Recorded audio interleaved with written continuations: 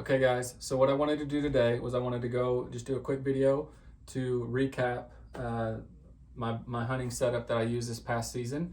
Just kind of wanted to go over each item and tell you maybe what I liked, maybe what I didn't like, and just kind of wanted to recap it. So appreciate you guys sticking around.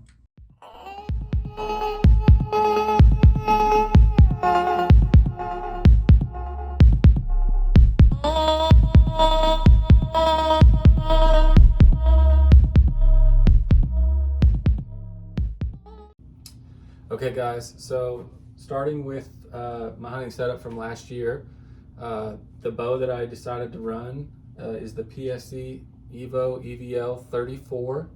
I really like a longer axle bow, and that 33 to 34 inch just really fits me really well. I'm 6'1", and I really like that size of bow. So I ended up going with the long draw cam, and I shoot the bow at 29 3/8 inches draw, and 70 pounds. I think the bow's pulling around 71 point, I don't know, it's close to 72 pounds, and it's really a good fit for me. Okay, so like I said, running Twisted X bow strings, shooting a Hamskea Hybrid Hunter Pro. This is the model that has the micro adjust, and I highly recommend micro adjust if you can make it work. Obviously without micro, still the Hamskea's a rock solid rest. Can't say enough positive about it. I'm one of those guys that I shot a cable driven rest for years and years and years, and I never really had a problem with it. I was always really afraid to switch over to a limb driven system, and I can say once I finally was talked into it, there's no looking back. I think Hamskea's second to none. Rock solid. You can fix them in the field. You don't need a bow press. It's not going to mess up your timing. There's multiple ways you can attach it. Bottom limb, top limb. If you're shooting a PSE, you can even run it through the PPTS system, the slot there. So really like the Hamskea rests. They give me no problems. Super easy to set up. Rock solid. So ran the Hybrid Hunter Pro. Really like that. Moving on down, I use Shrewd components. So I've got a Shrewd disconnect in the front. It's an 8-degree down, so it kind of lowers the center mass of my weights. It gets it lower on the bow, and that's a Shrewd 8-degree. And then on the back here, I'm running the Shrewd Atlas for my back bar mount. Obviously, I don't think there's a better. I haven't tried a ton, so I shouldn't say that, but big fan of all the Shrewd products that I use. For my hunting bows, I've ran for the last 2 seasons. These bars are actually custom made from War Torn Archery. War Torn Archery is here in Oklahoma, and really versatile stabilizers. So not only can you run as much weight as you want on these bars, but they're modular. So there's different, these pieces come apart, the carbon rod, and then this piece up here, you can get them in different lengths to get different sizes stabilizers. On my hunting setups, I decided a couple years ago to make the switch to a quite a bit longer front bar. I think this is a 16-inch front bar, and then I've got a 12-inch back bar. I've got 5 ounces on the front, and looks like 9 ounces on the back. And I like my bows pretty heavy. I'm not a Western hunter, so tree stands, if adding weight to my bow is going to steady my pin and help me make a more ethical shot, then I'm all for it. So that's what I choose to run. But if you're in the market for stabilizers, dude, check these out. I've really loved these stabilizers from War Torn Archery. They can custom make them. Then there's different colors. These are the black ones. But they offer like a tan color, I think like an OD green color, and then you can, these are limb savers on the front here that they're licensed to use on their builds, and you can get, for a while I had all blue accessories, and you can change the colors on them. So really a cool deal. But I absolutely love these stabilizers. They give me a ton of versatility. If I want to change out the lengths, I don't have to go buy a whole new stabilizer. I can just buy a part of it to make it shorter, longer. But like I said, I've shot them for 2 seasons, paid for them, and I'd shoot them again. I have no regrets. Absolutely love them. So that's the stabilizers. Okay, so one thing I did forget to mention, I run the Hamskea Rest. I also run the Hamskea Insight Peep. I really like the Hamskea Insight Peep. It allows me to change apertures, and I can really fine tune my peep sight to my scope housing, and I really like that. So, you know, back in my earlier years, I used to just pick one, and that's what I ran with. And now the versatility that I get with the Insight Peep, I could never go back. I just absolutely love it. So that's pretty much the front of the bow. I did switch to a UV3 XL this year. I went with a 10,000s fiber double pin, and I really like that larger scope size for hunting, that last light situation. It gets really hard to kind of see where you're at on an animal at the last light when those mature deer move. So I'm really happy with the UV3 XL. If I kind of come around, I have it mounted with the Shrewd scope rod, and kind of flip the bow around and show you this side here. So obviously I'm running a tight spot quiver. Really have had good luck with the tight spot. It mounts simple. It's really easy to use, and I did get the tree stand model. I think is it called the tight spot Rise? But it's got the hook on top. Okay, so I wanted to go over a couple other things on my bow. Obviously I'm running a tight spot quiver. I think I went over that. But I am running the Excel landslide sight. Really like this sight bar.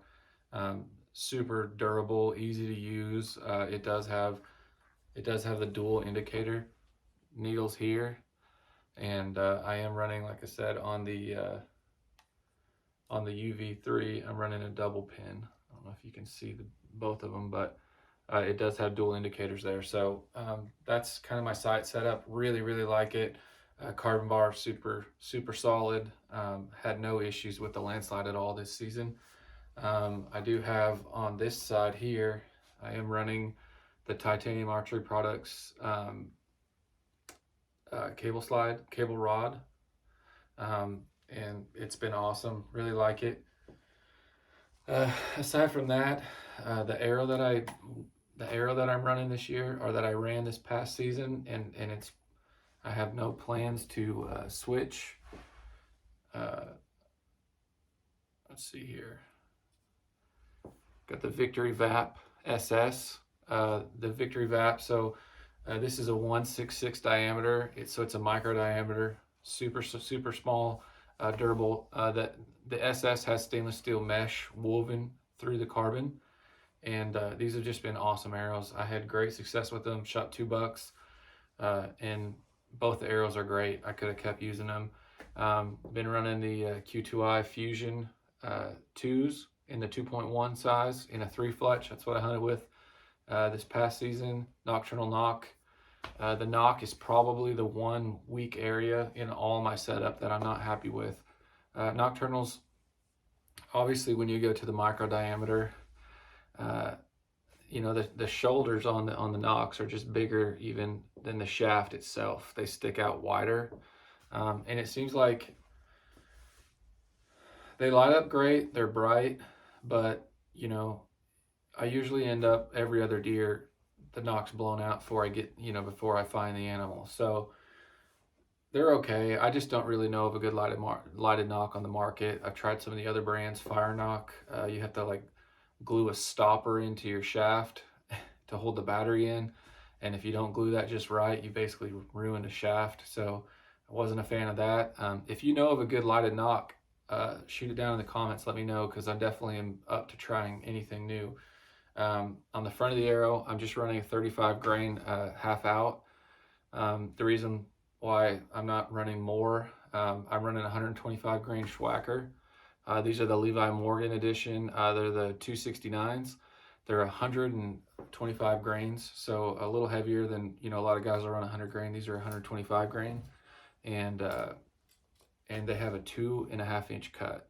So super long ferrule, and a super wide cutting diameter. So I've killed 3 bucks with the Schwackers, and knock on wood, I've been 3 for 3. Really had good success with them.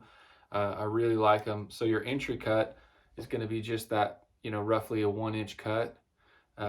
So all this enters the animal, and then what happens is as the arrow goes through the hide and the ribs, the blades deploy, and you have fresh blades cutting through all the vitals of the animal. And then obviously your exit wound is going to be huge, especially with the 2.5 inch cut. So, almost lost my bow. Really have had good luck with the Schwackers.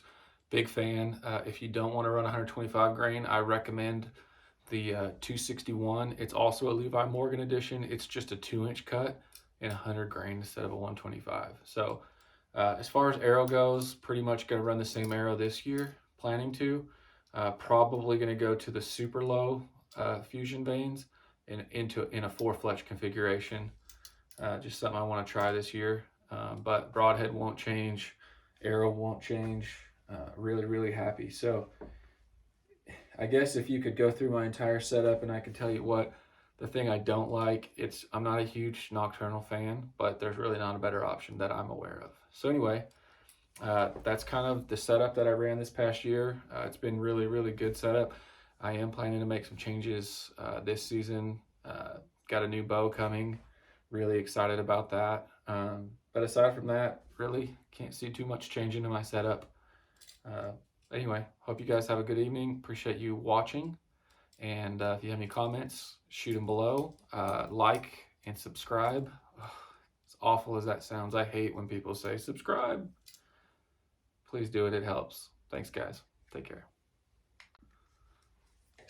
And I almost forgot, I got one more part of my setup that I used this past season that I wanted to tell you guys about.